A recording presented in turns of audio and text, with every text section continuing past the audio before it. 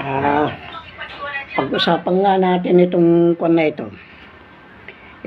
Itong issue ngayon na tungkol dyan sa pulburo. Kasi sinasabi ko na nga, ang negosyo ng mga Maharlikan General ay ang mga cocaine at saka yung mga kwan na yan. Hindi siya ang kwan nila, kundi ang cocaine. Dahil yan, kaya sila nakakatagpo ng mga kwan dyan sa baybayin ng Pacific Ocean. Iniuhulog yan ng barko. At sila ang nagsusupply sa mga parmasyutiko, sa mga pagkain, o anuman. Kasi yan ang ginagamit nila yan sa pagkain upang maging addict ka. Yan ang negosyo ng Maharlikan General. Yan ang laro nila. O itanong ninyo kay Sobia, buhay si Sobia. Ang nagpunta doon si Tito Soto na inalam niya yan. Kwan na yan. Kaya nga sabi ni ang sabi ni Drilong kay Soto, panahon na upang humanap ka ng iyong sariling abogado. Dahil pinakialaman niya yan eh. Kasi hindi pa niya alam yung mga ganyang mga nakawan noon eh. Kaya, ngayon, ano bang mga kwalifikasyon ng isang kandidato? Good moral character. Walang kaso. Eh paano kung yan si BBM ay may kaso sa Amerika? Kaya hindi makakibuyan eh. Kaya yung ginagawa nila, destabilization ng mga Maharlikan General, eh sila din ang natakot. Gumawa sila ng multo, sila din ang natakot. Dahil upang ma-blackmail nila, mahawakan nila sa leeg si BBM. Eh tanga-tanga naman yan. Kaya wala tayong magawa. Kasi yun ang sinasabi ko. Nasaan ngayon sina Eli Rio na naglantad ng kadayaan? Bakit wala ng issue? Gumawa sila ng issue na yan upang mapagtakpan. Yan lang ang gagawin nila eh. Kaya nga sinabi para kayo, yung nakasulat sa Biblia, doon sa aklat ng mga gawa, ang mga taga-Kreta ay walang hinahanap kundi yung bago na balita. Ganyan ang Pilipino, mga tanga-tanga.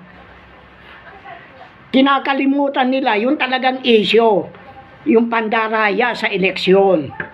Kaya nga, bakit pinabayaan na nila Eli Rio? Yung trayo, sinasabi nila. Kaya yung mga vlogger na yan, hindi ko pinagpapaniwalaan yan. Nagkukuan lang sila yan, ginugulo lang ang kaisipan ng tao upang makalimutan ang mga nakaraan.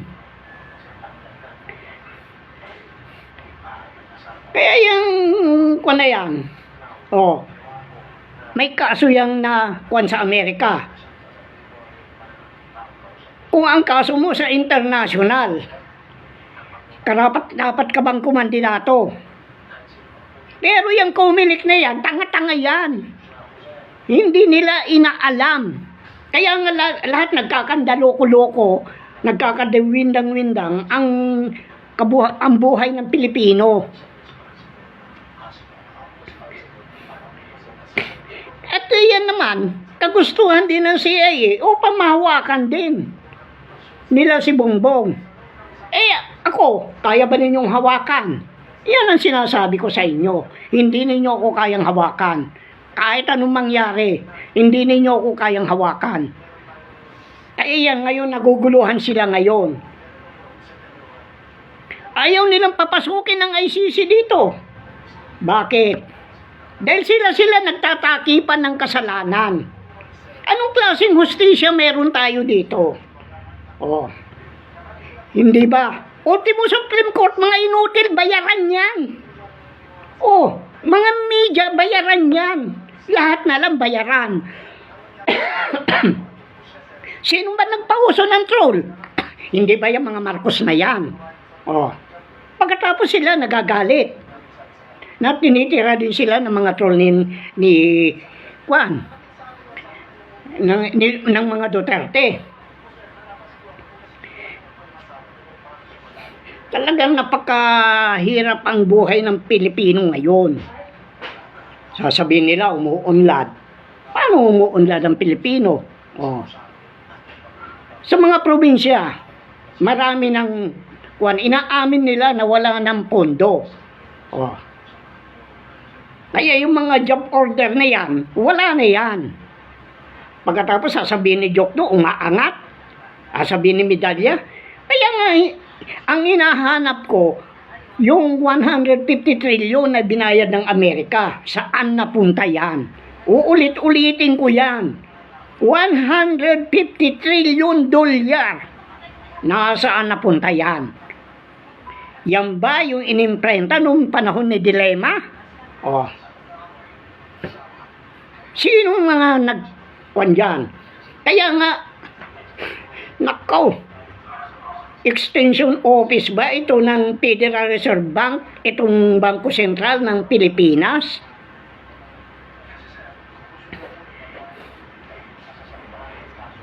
Ngayon, hindi yan makalitaw ngayon. Lilitaw yan sa ibang bansa, pero dito, pinalalabas na naman ng mga vlogger na nagpunta sa Spain, nagpakuan, kaya pumayat, nag-COVID daw. Nako, yung 2020. Maski na anong gawin nyo, malaki ang pagkakaiba ng kumandidato at yung nakaupo ngayon. Bakit? Yan ang kinukuha nila. Bakit? Bakit pinaupo ngayon? Kaya nagkaroon tayo ng shadow government. Kaya itong mga inutil, mga bobo, pera-pera ang labanan dyan sa Congress. Hanggang sa Senado, pera-pera ang labanan dyan.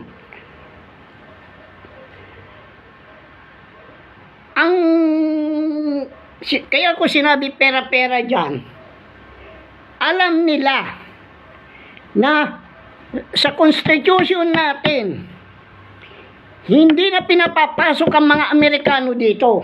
Bakit nandyan? Pinalayas na yan ng Cory government eh. Bakit nandyan? Natapos yung kanilang yung agreement nila noong 1992. Dahil 99 years ang usapan dyan. Natapos na, kaya pinaalis na sila. Ngayon, ibinalik. Kung wari naman, kinukuhan tayo ng China. Anong ilalaban ng China ngayon? Bagsak na rin ang kuwan. Kaya nga sabi ko sa inyo, panuorin na ninyo ang mangyayari sa dalawang bansa na yan. Kung ano ang, para makita ninyo kung gaano kakuan ang kataas-taasan. Hindi ko sinabing ako ang kataas-taasan, kundi kung paano niya parusahan yung dalawang bansa na yan. Dahil nga dyan, kaya sila umayaw sa Sustainable Development Goal na sila din ang may pasimuno dahil nalaman nila ang deuterium at saka itong kayamanan ng Pilipinas. Nandito na ako. Lumilitaw na ako. Paano yan ngayon? Hindi ninyo ako kayang hawakan. Ikaw yung mga China, ikaw siping na limahong. Ikaw putang ina mong kwan. Hindi naman si Biden ang kumukuan din dyan eh. Shadow government din yung putang inang gobyerno ng Amerika eh. Ang nakukuan dyan, si Barack Obama. Kaya yan ang sinasabi ko na nga sa inyo. Kaya iyon, kaya nga nagkuha ng New World Order.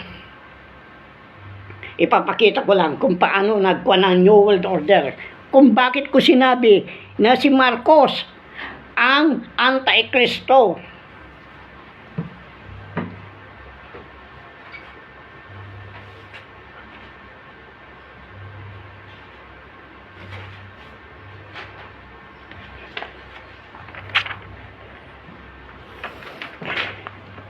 alpha dyan ay si Marcos.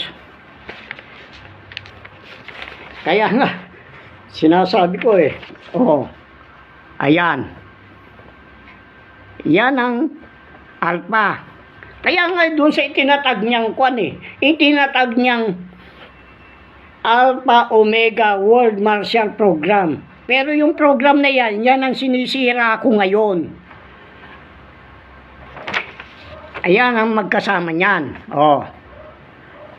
Ngayon, yung China at saka Amerika. Dahil dito, yung si Chu Enlai, yung sinasabi nilang Chinese elder. Ito naman, ang nila, ang kasamahan nila, yung USA. Kaya nga, ang ng IMF, eto ngayon, itong kasamahan pa nila. Ayan Iyan, yung France, yung Russia, at saka ito UK.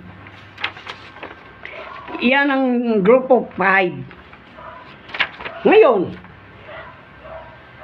anong ginawa ng bakit Israel ang pinakamayaman? Ultimo natatakot ang Amerika sa Israel. Eto ngayon ang ano ba itong na yan? Ano yan? Hindi ba emblem ng Israel yan? Yung logo sa bandera nila. Ayan Pag pinagsama mo yan ang mabubuo. Kaya, ito pa rin si nasa tuktok pa rin ito. Bakit ang UK nasa baba? Kasi, ang UK ang nagbigay ng pahintulot upang gumawa ng kabalbalan si Marcos, yung Ferdinand tungkol dyan sa hedge fund na yan, mga trust fund na yan. May trust fund, may heritage trust fund tayo. Yun ang nakadeposit sana sa Central Bank of the Philippines, pero pinalitan ni Marcos ng PNB para siya makinabang.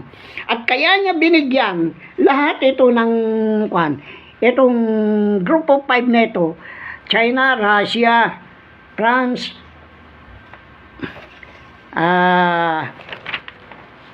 USA at saka UK, upang maging tagapagtanggol niya.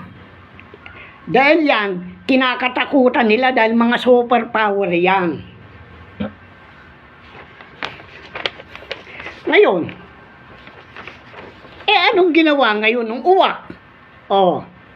Kinalag yung bandera ng Israel, ibinagsak sa lupa. Yung ba? Uwak yun. Kung tutusin, uwak yun. Ibon lang yun.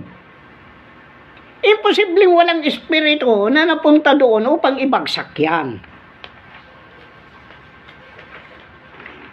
Kaya nga sinasabi niya, muli mabubuhay si Apo Lakay. Pero hindi yan. Dahil nailantad ko na hindi nila nagawa yun doon sa tuko. Yung tuko. Hindi nangyari yung kagustuhan nila na gawing matanda yung tunay na anak ni Marcos. Kaya nga sinasabi ko, hindi yan ang kumandidato. Iba ang kumandidato, iba ang nakaupo ngayon. Kaya yung mga palabas na yan na kuking pulburo, totoo yan. May kaso yan Kaya yung nakaupo ngayon, may kaso din. May pinatay yan. Doon sa Hawaii, babae. BBM. Yung BBM na nakaupo, yung tunay na anak ni Marcos. Sino ba yung Little Amy? Sino yung Little Amy? Yung Little Amy, ang tinatanong ko, sino yun? Oh, hindi ba yung rinep mo yan na anak ng kwan? Na pinsang buo mo, pinsang buo mo? Oh, mga Romualdez din? Kaya yan, totoo lahat yung pulburon na yan.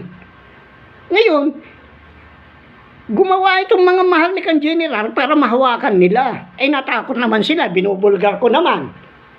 Paano yan ngayon? Oh. Kaya sinasabi ko, negosyo na maharlikang general yan. Kaya itong mga military inutil, kaya nga Browner, kaya Acorda, pare-parehas kayong mga inutil. Oh. Bakit pinapayagan ninyong communication tower ng China dito? Imposibleng wala yan, magkalapit lang yan. Yung Camp Crame at saka Camp Aguinaldo. Oh. Pagkatapos, ayaw na ninyo, kinukuha ninyo yung nagkapikunan, pinipilit ninyo, maikuan na naman yung SNMI. Kasi diyan nakakuan ang nakadirekta ang kwan ng China doon sa SMNI, papunta naman mula sa SMNI papunta naman sa mga kampo. O hindi direkta doon, dito muna dadaan para hindi mahalata. Puta gina mga tarantado na ito eh. Ngayon, dahil yung kwan niya, yung anak na niya, eto ngayon. Oh. Yan. Omega. Kaya yung nauna senior, ito naman junior. Oh. Yung alpha, si Ferdinand, yung diktador na Ferdinand, ito naman ang pangalawa. Oh. Omega. Yung junior naman. Ngayon, sino naman ang nakasamahan niya ngayon? Ito, Malaysia, Indonesia, kaya nga mapilindo. Oh. Pero yung US, China, nakakuan naman. Kaya yan ang New World Order. Kaya nga kinukuhan ko na nga sa inyo eh. Pinapaliwanag ko eh. China, US, China, pagkatapos Vatican. Oh, one world religion. Oh, one government, one world religion. Naintindihan na ninyo. Ngayon, ikinuha nito. Ibinuo naman ito ngayon. Ganyan din ang nangyari. Oh. Bakit? Ganyan ang ginawa nila. Sa buong akala kasi, itong putang inang Ferdinand Marcos na ito, yung diktador sila makakaligtas. Kasi nagtatanong sa babaylan doon sa Sacrifice Valley. Sila ang makakaligtas. Kaya ito, dito nakakabit ang Iglesia ni Cristo. Kakabit na sila dito. Ganun din ang Muslim, kakabit na din dito. Kaya ngayon, Malaysia, Indonesia, kaya nga may mapilindo. Ngayon, yung Vatican, yan ang sinasabi ko, one religion. Magkakaisahin na nila. Paano yan ngayon? Nalantan na kayo. Ito pinag-isipan ko ito eh. Saan nila ibinatay? Kaya dito, ang alam nila, dito sila makakaligtas. Itong mga tao na ito lang. Pero ito, mga anti-Kristo na ito. Huwag mo sabihin yung mahirap na bansa, walang karapatan na makaligtas. Hindi naman nila alam yung paraan ng pagliligtas eh. Diyan ngayon, naguguluhan na. Ang isa pa, mayroon isang dito eh. Ito kinopya ko lang ito kay Litan eh. Pinag-aralan ko ito. Mayroon isang European trader na mamimili dito o kung yung treasury bond kukunin na niya para para umangat sila ng yung bansa na yun. Pero hindi sinabi kung anong bansa ito, baka ito Germany ito eh. Na yung RB, yung sinabi, repos value. Yung RB, yun ang repos value. Yung bibilhin uli, yung mga treasury bond na yan. Dahil yan, nakaback up ng ginto yan. Kung 1932 ito, 1902 hanggang 1934, ang mga treasury note na ito, may backup na ginto yan. Dahil nga doon sa nakalag, ilinagak nila noon doon sa kwan. Doon sa, ng mga Hapon, doon sa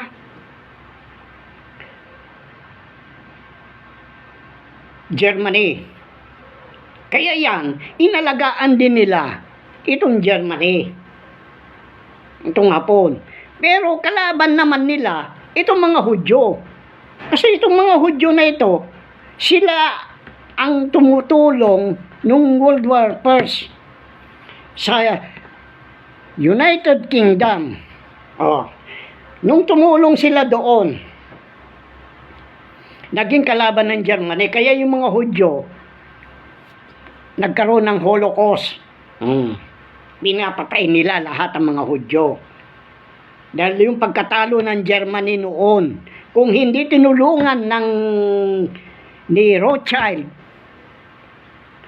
yung kwan na yan, yung UK na yan, pati yan, bagsak, nagapi ng Germany. Kaya lang, tinulungan nila.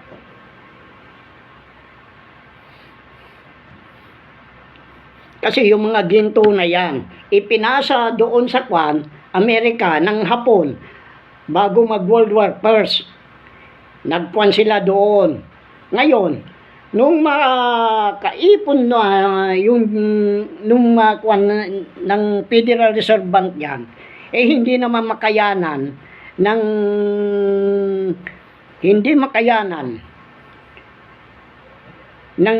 Federal Reserve Bank. Kaya nag-issue ng mga treasury note. Ngayon, nung makapag-issue ng treasury note, yan ay pinahiram sa United Kingdom, dyan sa Britain.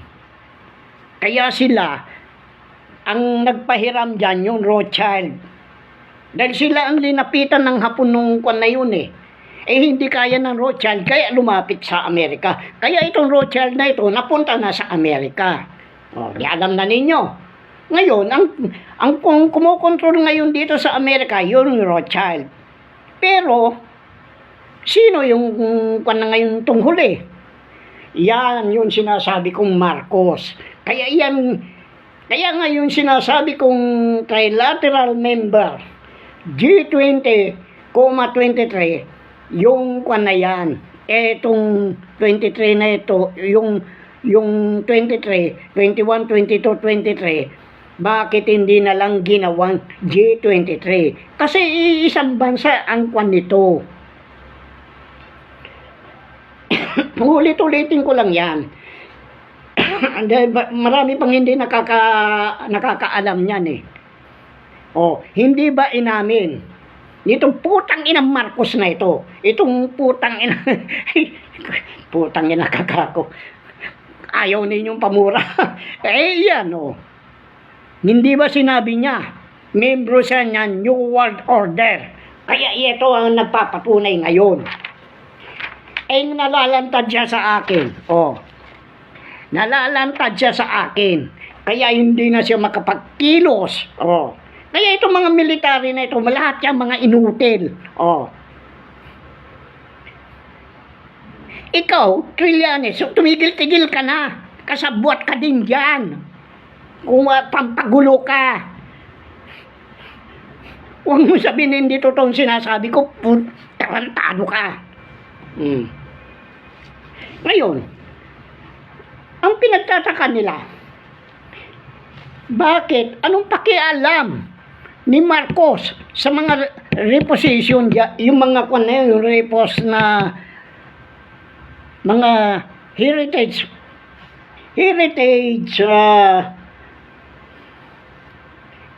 historical ban. Kaya alam ko, German ito eh. Anong pakialam ng mga Marcos dyan? Hindi pag-aari ng mga Marcos yan. Hindi nakapangalan yan. Huwag ninyo akong ikabit dyan sa putang ng mga magnanakaw na yan. At yan, kung wari away lang silang dalawang magkapatid, pero ang namamahala sa Subic niyan ay itong si Amy. Oh. Kaya nagtataka yung kwan na yun eh. Nasaan yung box na yun? Yan ang hinahanap ninyo ngayon. May mga nakakwan yan, pero obligado sila na ako ang kakausapin. Kailangan nila ang perma ko upang matubos nila. Kaya nga nagtataka yan. Bakit itong bongbong na ito, na tunay na anak ni Marcos, ay nakikialam? Hindi naman pag-aari ng gobyerno ito. Oh. Putang ina yan eh.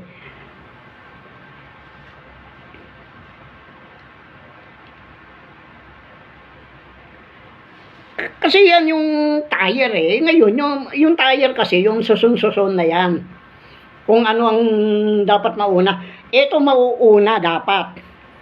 Dahil ito matagal na ito, 1934 pa. O, ipagpalagay mo, 25 years. 1934, 1975. O, kaya yan, 34, pagkatapos 25, o, 34, 25, 59. Kaya yan, napag-aralan ni Marcos yan. At biniripay niya. Kaya isa sa mga dahilan niya, no, kaya nag-martial law eh. Oh. O, hindi ba Ramos, Enrile? Oh. Kaya nga, diyan may connection ang Federal Reserve Bank dito sa Bangko Sentral. O ikaw, Drelon, ngayon, ang tatanungin ko. Ikaw, Dilema, Purisima, Tetangko, o Marrojas. Meron pang isa eh. Hindi ko alam kung kusya yun eh. Kayo nga ngayon ang tatanungin ko. Kaya kayo nakapag-imprenta na ngayon ng dollar. Anong dahilan? Saan binilang ko si Leila de Lima sa National Bilibid Prison? Mga tanga kayo. Kung anong sinabi nila, sunod na lang kayo. Hindi kayo nagsasaliksik. Lalo na kayo mga mainstream media. Mga bayaran kayo eh. Oh. Alam ko sinusundan nila mga kwang ko, mga galaw ko. Kung anong sinasabi ko, gumagawa sila ng issue, kinukontra nila. Pagkatapos, sasabihin nila, kaya kung kinukuha nila ako eh, binababoy nila ako. Tingnan mo, ako na ang ginaganito nila, pinuputol nila ang pagsasalita ko. Kaya nga yan ang sabi ko. Tanga. Ewan ko kung nagtatanga-tangahan o talagang tanga ang Kongreso. Kaya yan, pinipilit nila ng charter change. Dahil masasagasaan sila eh.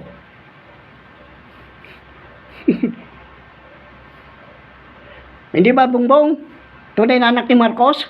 O, kumusta na yung si Little Amy? Yan sinasabi ko sa iyo. Kumusta na si Little Amy? Tarantado ka.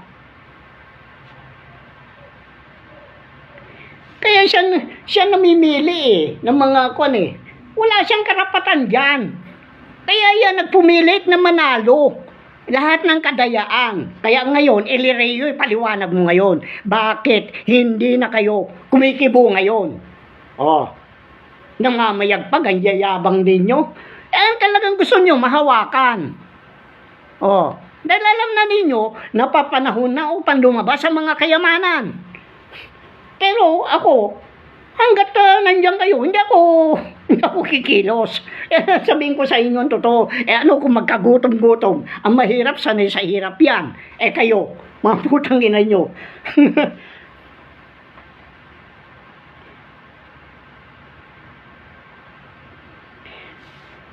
Kaya yan ang isang gusto kong malaman. Ipaliwanag ninyo sa akin yan. Kung hindi, putang ina yung mga hitang ko pala. Mga buhay pa kayo.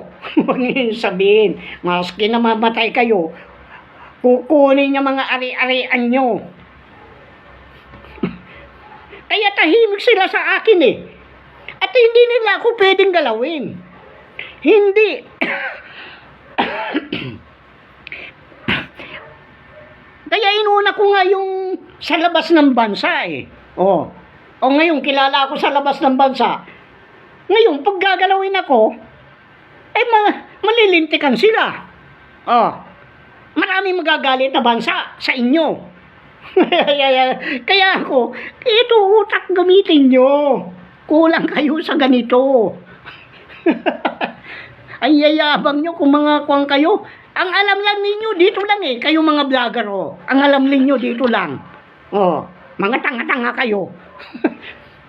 Palibasan lahat kayo mga bayaran. Lahat ng vlogger, lahat ng mainstream media. Lalo na yung mga kwan. Lahat na yan. Kaya nga, yung mga kwan na yan parang loro na lang Kung ano ipakain sa kanila, yun na lang sasabihin Pag umiikot na yung kwan na yun na lang ang alam ninyo. Kayo ang nanliligaw, kayong mga vlogger. Lahat kayo. Sabihin ko sa inyo ang totoo. Tapos pagtatanggol ninyo, yung nagbenta ng China, nagbenta ng bayan sa China, Duterte, putang ina nyo. Putang ina nyo. Kaya, diyan ninyo ngayon malalaman. Kung paano nabuhay ang kwan. Sa buong akala kasi nila, yung Marcos na yan, pag nabuo niya yon, yung logo ng Israel, ligtas na sila. Ano ligtas? Tarantado kayo, hinulog ng uwak. Pag mantakin mo, uwak yun Kung tutusin ibon yun, anong alam ng ibon na bakit niya kakalasin yun? Isipin ninyo, kung hindi pinasukan ng spiritual yan, kinalas niya yung pagkakatali, pagkatapos yung sa bandang taas, kinalas din niya, di bagsak. Kaya babagsak na. Kaya yung sinabi ko noon, paiikutan na yan, Israel na yan. Dahil nalaman nila ang kayamanan na dito sa Pilipinas, kaya nagkukumagkag itong putang itong mga kwan na ito. Mga Amerika at saka itong inchik na ito. Ano ngayon ang nangyayari sa inyong bayan? Yan yung sinasabi ko na lang sa inyo. Ano nangyayari na ngayon sa inyong bayan? Kaya nga sabi ko, panuorin na ninyo.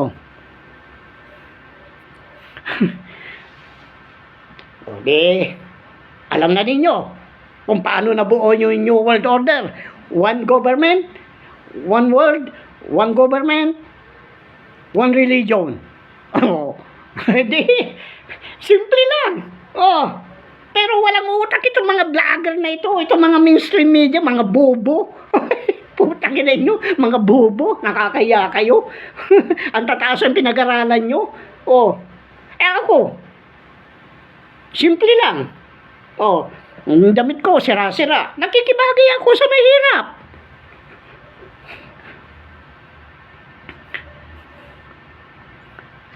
Sige, dahil baka mamaya mag-35 na naman, puputulin na naman nila